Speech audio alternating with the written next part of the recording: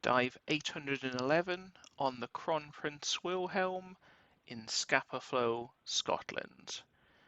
This was part of Clidive's trip up to Scapa in July 2025, and we were diving off the Huskyan dive boat.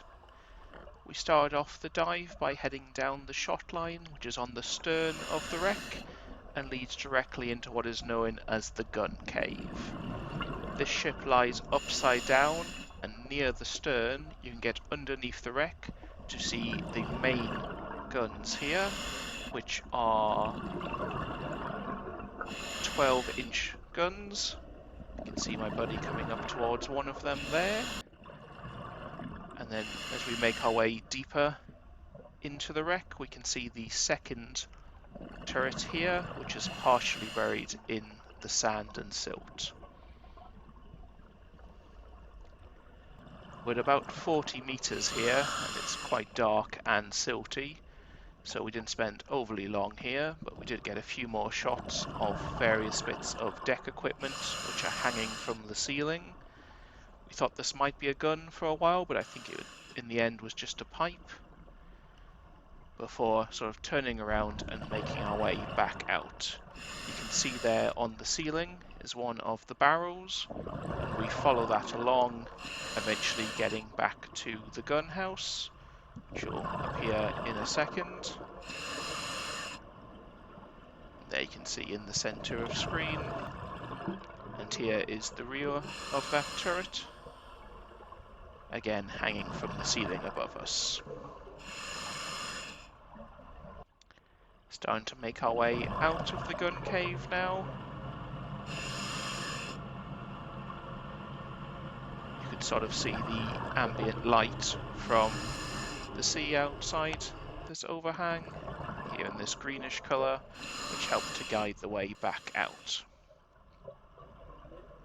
And past some metal plating that's now collapsed off the wreck.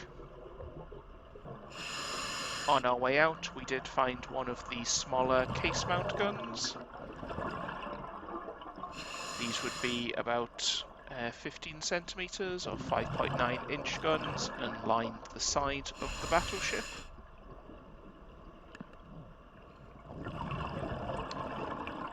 That is the barrel of the gun in center screen, which is heavily encrusted by Kumlos and enemies and dead man's fingers. We make our way down the gun barrel, and the smaller gun turret comes into view there in the center of screen.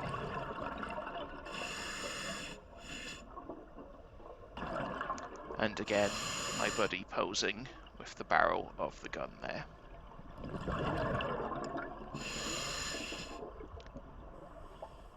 Then we started to make our way towards midships, so heading forward on the wreck. In this central section, the wreck is quite mangled up, so it's difficult to find individual parts, both with some salvage activity as well as the plating starting to collapse down off the side of the wreck. There is some more case mount guns here, although we didn't find any in this particular section. A Queen Scallop and a common Sunstar there, and more metal sticking out. Here we thought we had found one of the smaller guns, but it turned out just to be a pipe, so got our hopes up for nothing there.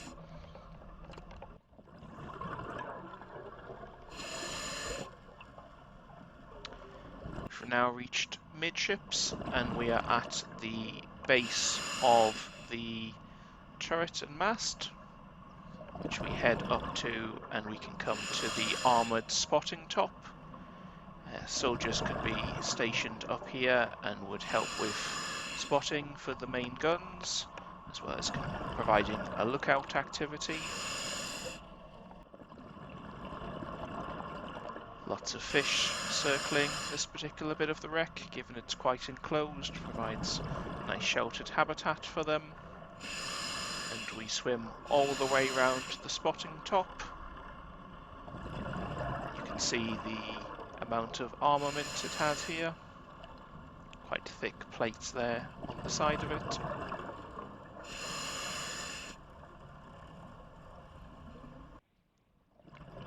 here's a shot looking down into the spotting top, which is now lying on the seabed.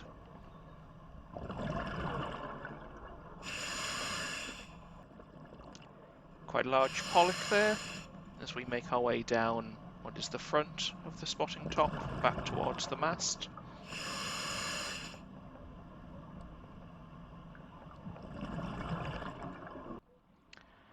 And here the mast is a bit more broken up. You can see inside this ladder, which is how the sailors managed to get up there while the ship was in motion.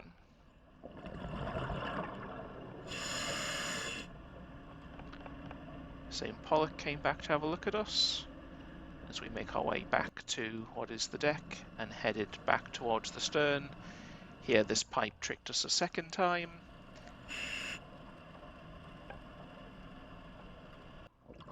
And then swimming over some of the fairly heavily encrusted wreckage here.